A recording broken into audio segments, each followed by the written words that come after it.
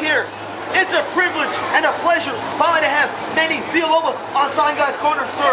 You're like the godfather here in San Antonio, what I've heard. Am I correct? You know what?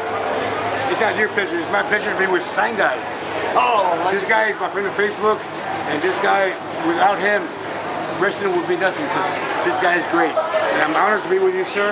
I'm just, Manny Villalbos, West Side guy from San Antonio that happened to make it big in the wrestling world. But thank God, and I'm glad for having me over here. How long have you been wrestling, sir? 30 years. 30 years? Yes, sir. Could you give us a brief history of who you faced in the ring and stuff? Well, everybody from WCW. Okay.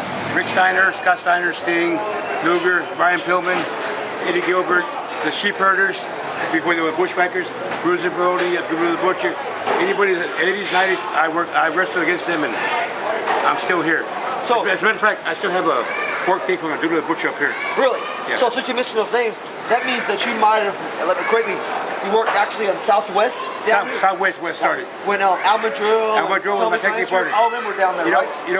Sign Guy, I started wrestling at the flea market, and Mr. Joe Blanchard saw me wrestle, and he goes, "Kid, you don't belong here, you need to turn professional." And I was scared because the guys were big. I go, you know what the hell, I'll try it. So, and then Ken Timms, Eric Embry, the Sheep Herders, Al Madrill, Alvarez, took me under the wing. Manny Fernandez is good. He's one of my guys that trained me, and here I am, 30 years later. And they said that when I started wrestling, I wouldn't last 3 months. I'm here 30 years later. That's nice, that's nice. Well, tell me a couple of stories and stuff, because I know back then, a lot of the guys did practical jokes and stuff. Could you give us a couple of practical jokes that were pulled on you, maybe? No, not on me, because I took everybody beer, so they were good with me. So, but we had a story where we had a show at the Hemisphere Arena, 10,000 people, Little Tokyo. I midget, right? Okay. Al Madrill told me, "I'll give you $10. You put his recoat on top of the thing." And when he came out to wrestle, he was like, he couldn't get his recoat. So I did that. So I'm sorry. It happened. It was Al Madrill's fault. So. And then us boys, we have good times. I'm one of the boys, and Sign Guy, pretty girl. I lost 10 years of my wrestling career because of a neck injury. I actually had a broken neck.